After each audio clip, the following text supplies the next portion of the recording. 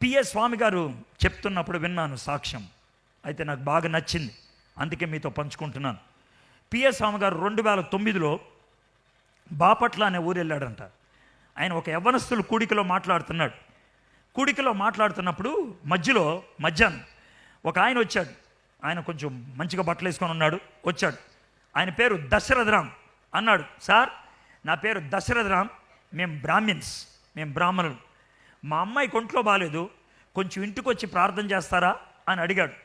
PS స్వామి గారికి ఒక ఆశ కలిగింది, ఒక బ్రాహ్మిన్ ఒక లెక్చరర్ గారు అడుగుతున్నారని. కానీ మీటింగ్ పెట్టిన ఆయన అన్నాడు, అన్నా మధ్యాహ్నం మీకు మీటింగ్ ఉందన్నా, మీరు వెళ్ళటానికి కుదరదని. ఆయన కొంచెం బాధపడతా ఉంటే ఈ కోఆర్డినేటర్ అన్నాడు, సార్ సాయంకాలం అమ్మాయిని తెచ్చేయండి సార్, వాక్యం విన్నట్లుంటుంది, మన స్వామి గారు ప్రార్థన కూడా చేస్తారంటే సాయంత్రం వ్యాన్ వేసుకొని వచ్చాడు ఆయన. ఆ వ్యాన్ మీద నుంచి కిందకి మంచం దిగింది. ఇదేంట్రా బాబు క్యాంప్కి మంచం తెచ్చారనుకున్నారు. వాక్యం బోధించి వెనక్కి వచ్చేటప్పటికి మంచం మీద ఒక అమ్మాయి పడుకొని ఉంది, 21 ఏళ్ళు ఉంటాయి. ఆ అమ్మాయి ఇంకా చూస్తూ వాళ్ళ నాన్నగారు, సార్ ఈ పాపకి ఏంటి అని అన్నాడు. సార్ 1,000,000 మందిలో ఒకళ్ళకి వచ్చే జబ్బు ఈ అమ్మాయికి వచ్చింది, నరాల బలహీనత, మెడ దగ్గర నుంచి కింద ఏది పనిచేయదు అని. అప్పుడు ఆ అమ్మాయి ఇంకా చూస్తూ ఉంటే ఇక్కడ ఒక దోమ కొడుతుంది. మనకి దోమ కొడితే చేత్తో కొట్టుకుంటాం, కానీ ఈ అమ్మాయి చేతులు ఉన్నాయి కానీ చెయ్యి రాదు పైకి. అందుకని ఆమె ఏం చేయలేక ఇలా అనుకుంటా ఉంది నొప్పితో. అప్పుడు ఆ అమ్మాయి ఇంకా చూస్తూ బాధతో అన్నాడు, అమ్మాయి పేరేంటో అని అంటే ఆ అమ్మాయి వెంటనే, అన్నయ్య నా పేరు మాధవి, నా పేరు శ్రీదేవి ఇలాగా చెప్పింది. చెప్పితే అప్పుడు ఆయన, అమ్మా నన్నేం చేయమంటావు అని అంటే, అన్నయ్య 2 వారాల క్రితం నేను యేసు ప్రభుని అంగీకరించా. కరుణామయుడు సినిమా చూసినప్పుడు నాన్నగారిని అడిగితే బైబిల్ ఒకటి కొనుక్కొచ్చారు, రోజు బైబిల్ చదివి వినిపిస్తారు. ఇప్పుడు నా బాధ ఏంటనంటే, అటు నాన్నగారికి కానీ నాకు కానీ బైబిల్ పూర్తిగా అర్థం కావట్లేదు. అప్పుడప్పుడు ఉత్తరం రాస్తాం, జవాబు ఇస్తారా? తప్పకుండా అమ్మా. ఇంకేమన్నా ఉందా ప్రార్థనా అంశం? ఉందన్నయ్య, నాన్నగారు బైబిల్ చదువుతున్నారు కానీ నాన్నగారు బైబిల్ నమ్మరు, నాన్నగారు మారు మనసు పొందాలని ప్రార్థన చేయండి అన్న. చేస్తానమ్మా. ఇంకేమన్నా ఉందా? అన్నయ్య నాన్నగారు గట్టిగా బైబిల్ చదువుతున్నప్పుడు అప్పుడప్పుడు అమ్మ తమ్ముడు వచ్చి కూర్చొని వింటూ ఉంటారు, వాళ్ళు మారు మనసు పొందలేదు, వాళ్ళ గురించి ప్రార్థన చేయండి అని. పిఎస్ స్వామి గారికి అర్థం కాందేంటి తెలుసా? ఈ అమ్మాయి శరీరంలో భాగాలు ఏమీ పనిచేయవు, కానీ ఈ అమ్మాయి ఎప్పుడు నాకు స్వస్థత కావాలి, నాకు ఆరోగ్యం కావాలని అడగదే, ఇతరుల యొక్క రక్షణ కోసం, ఇతరుల యొక్క మారు మనసు కోసం ఆమె ప్రాధేయపడుతుందే అని అనుకున్నాడు. వెళ్ళిపోయాడు. వారానికి 2-3 ఉత్తరాలు వస్తూ ఉన్నాయి, జవాబులు రాస్తూ ఉన్నాడు.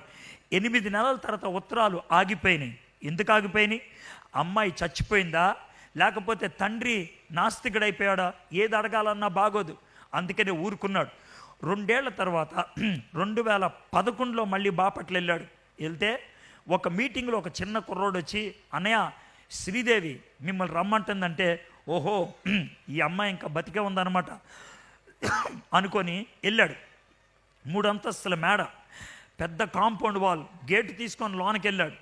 బిల్డింగ్ బయట ఒక షెడ్ ఉంది, షెడ్ కింద ఒక మంచం ఉంది. ఆ మంచం మీద అడ్డంగా పడుకొని ఒక చిన్న అమ్మాయి ఉంది. దగ్గరికి వెళ్ళి చూశాడు, ఈ అమ్మాయే, చిన్నగా అయిపోయింది, నోరు ఒకలాగా వంకరగా పెట్టుకొని ఉంది. అమ్మా అని అన్నాడు. అన్నయ్య మీరు వచ్చారా, కూర్చోండి అన్నయ్య, దేవుడు ఎంత మంచోడో తెలుసా అని మొదలుపెట్టింది. ఏంటబ్బా అని అంటే, అన్నయ్య నాన్నగారు మారు మనసు పొందారన్నయ్య, మనం ప్రార్థన చేశాం కదా, దేవుడు మన ప్రార్థన ఆలకించాడు. అన్నయ్య కాకపోతే ఏమైందో తెలుసా, మారు మనసు పొందిన 2 వారాలకి నాన్నకి పక్షపాతం వచ్చింది. నాన్నకి ఇక్కడ ఒక మంచం వేసి పడుకోబెట్టారు. ఇంతకుముందు నాకు స్నానం చేపించింది మా నాన్న, నాకు బట్టలు వేసింది మా నాన్న, నాకు తలదూవింది మా నాన్న, నాకు అన్నం పెట్టింది నా నాన్న, నాకు ట్యాబ్లెట్లు ఇచ్చింది మా నాన్న.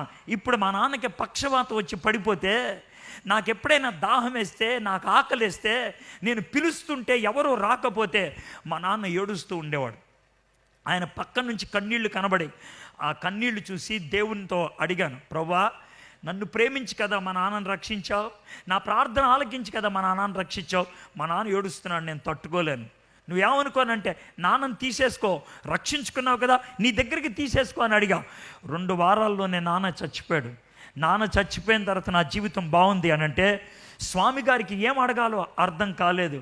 ఏంటమ్మా పరిస్థితి అంటే, ఏమి లేదన్నయ్య, నాన్నగారు చచ్చిపోకముందు బ్యాంకులో డబ్బులు వేశారు. వాళ్ళు నెల నెల నాకు ఇంట్రెస్ట్ ఇస్తారు. ఆ ఇంట్రెస్ట్ తీసుకొని ఇక్కడ ఒక రిక్షా ఆయన ఉంటాడు, గుర్రబయ్య అని, ఆ రిక్షా ఆయనకి ఇస్తాను. ఆయన 3 రోజులు ఎక్కడ కిరాయికి వెళ్ళడు, నా దగ్గరికి వచ్చేస్తాడు.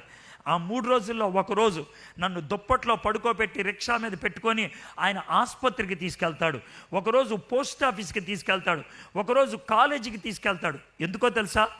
కాలేజీ బయట, ఆసుపత్రి బయట, పోస్ట్ ఆఫీస్ బయట దుప్పటి పరిచేసి నన్ను పడుకోబెడతాడు. నేను రోడ్డు మీద పడుకొని అరుస్తాను, యేసయ్య నిజమైన దేవుడని. చాలామంది నేను అడుక్కునే దాన్ని అనుకుని డబ్బులు వేస్తారు. నేను అప్పుడు చెప్తాను, నేను అడుక్కునే దాన్ని కాదు, నేను దశరథం గారి అమ్మాయిని, బ్రాహ్మణ అమ్మాయిని, యేసు ప్రభుని సొంత రక్షకుడిగా అంగీకరించాను. యేసయ్య నిజమైన దేవుడని. కొంతమంది కోపం వస్తుంది, కొంతమందికి అనుమానం వస్తుంది, కొంతమందికి ప్రశ్నలు ఉంటాయి, కొంతమంది తెలుసుకోవాలనే తాపత్రం ఉంటుంది. వెనక్కి తిరుగుతారు, వస్తారు, నన్ను అడుగుతారు. నాకు తెలిసిన విషయాలన్నీ చెప్తూ ఉంటాను. ఈ విధంగా చెప్తూ ఉంటే ఇప్పటికి 3 యేసు ప్రభుని సొంత రక్షకుడిగా అంగీకరించి బాప్తిసం పొందారన్నయ్య. అన్నయ్య, ఇది నా పరిచర్య. ఇది 2011లో జరిగింది.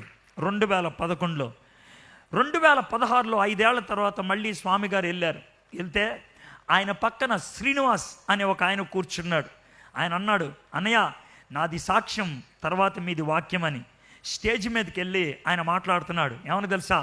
నా ఆత్మీయ తల్లిని ప్రభువులోకి నడిపించిన స్వామి గారు ఇప్పుడు వాక్యం చెప్పబోతున్నారని. అప్పుడు అర్థమైంది, ఈయన్ని ప్రభువులోకి నడిపించింది మాధవి శ్రీదేవి అని. దగ్గరికి వచ్చినారు, తమ్ముడు పాప ఎలా ఉంది? అన్నయ్య, మీకు తెలీదా? పాప చనిపోయింది అన్నయ్య. ఒక 3-4 నెలలు అవుతుంది చనిపోయి. అవునా? పరిచర్య బాగా చేసిందా? అన్న, చాలా బాగా చేసిందన్న. తన జీవితం మొత్తంలో ప్రభువుని తెలుసుకొని బాప్తిసం పొందిన వాళ్ళ సంఖ్య 800 మంది. 800 మంది. 800 మంది. ఈ సమయంలో అతి సులభంగా మీరు చేయగలిగే పని చప్పట్లు కొట్టడం. ఎందుకంటే మీకు చేతులు పనిచేస్తాయి, ఎందుకంటే మీకు చెవులు పనిచేస్తాయి, ఎందుకంటే మీరు చక్కగా కూర్చొని ఉండగలరు. ఆ అమ్మాయికి చేతులు పనిచేయవు, ఆ అమ్మాయి సరిగ్గా కూర్చోలేదు, ఆ అమ్మాయి సరిగ్గా పడుకోలేదు, ఆమె శరీరంలో ఏ భాగం పనిచేయదు. ఆమె పనిచేసేది నోరు ఒక్కటే. ఆ పనిచేసే ఒక్క నోరును ఉపయోగించి 800 మందిని ప్రభు రాజ్యంలోకి చేర్చగలిగింది. నీకు ఒళ్ళుంది, నీకు అందం ఉంది, నీకు ఆస్తుంది, నీకు అంతస్తుంది, నీకు శరీరంలో అవయవాలు ఉన్నాయి, ఇవన్నీ ఉన్నా నాకు అది లేదు, నాకు ఇది లేదు, నాకు అది ఉంటే బాగుండు, నాకు ఇది ఉంటే బాగుండు అని ఏడిచి సస్తున్నావు. కానీ ఉన్న వాటిని ఎప్పుడైనా దేవుడికి ఉపయోగించావా? ఉన్న వాటిని ఎప్పుడైనా దేవుడికి అప్పగించావా? నీ జీవితం దేవునికి ఉపయోగమా? నీ కోసం ప్రాణం పెట్టిన యేసయ్యకి నువ్వు ఇచ్చింది ఏంటి? 800 మందిని ప్రభువు దగ్గరికి నడిపించింది. 14 మంది పరిపూర్ణ సేవకులయ్యారు. శ్రీదేవి యొక్క సాక్ష్యం విని తణుకులో ఒక ఆమె కూడా ఒళ్ళంతా పనిచేయదంట. ఆమె ఒక ప్రేయర్ టవర్ పెట్టిందంట. ఆమె పేరు నాకు తెలియదు. ఆమె ఇక్కడ ఒక టవర్ పెట్టింది. ఆమె కూడా సరిగ్గా ఏం పనిచేయదు, పడుకొనే ఉంటుంది. మనుషులు ఆమె దగ్గరకు వచ్చి ప్రార్థన చేయించుకుంటూ అనేక మంది దేవుని యొక్క ఆశీర్వాదాలు పొందుతున్నారు. అదే ఊరికి దగ్గరలో ఉన్నారు మీరు. ఎందుకున్నది మీ బతుకు? సిగ్గుండాలి మీకు, అసలు పౌరుషం ఉండాలి మీకు. మీ జీవితానికి కొవ్వు పట్టింది, మీ జీవితానికి అసలు సిగ్గు లేదు. ప్రభువుకు ఉపయోగపడే జీవితం మీకుందా? ఈరోజు పరలోకంలో శ్రీదేవి రోడ్ల మీద తిరుగుతుంటే, బంగారు వీధుల్లో తిరుగుతుంటే, హలో అక్క, హలో అక్క అని పలకరించే వాళ్ళు 800 మంది ఉంటారు. 800 మంది. నువ్వు బంగారు వీధుల్లో తిరుగుతుంటే బహుశా అసలు నిన్ను పలకరించే వాళ్ళు ఎవరు ఉండరేమో. నువ్వు ఎలా వచ్చావని అడిగే వాళ్ళు ఉంటారేమో. ఇది ఎలా వచ్చిందిరా ఇక్కడికని అడిగే వాళ్ళు ఉంటారేమో. నీ జీవితం అలాంటిదా? పవిత్రత లేని జీవితమా? సువార్తను అందించినటువంటి జీవితమా? సాక్ష్యము లేనటువంటి జీవితమా? ఇతరులకు ఉపయోగపడినటువంటి జీవితమా? పౌలు తుఫానులో మునిగేటప్పుడు 276 మందికి మార్గదర్శకుడయ్యాడు. ఈ అమ్మాయి చచ్చిపోతూ 800 మందిని ప్రభువులోకి నడిపించింది. నువ్వు బతుకున్నావు. చచ్చిపోకముందు ప్రభువుకి ఎవరికైనా చెప్పగలవా?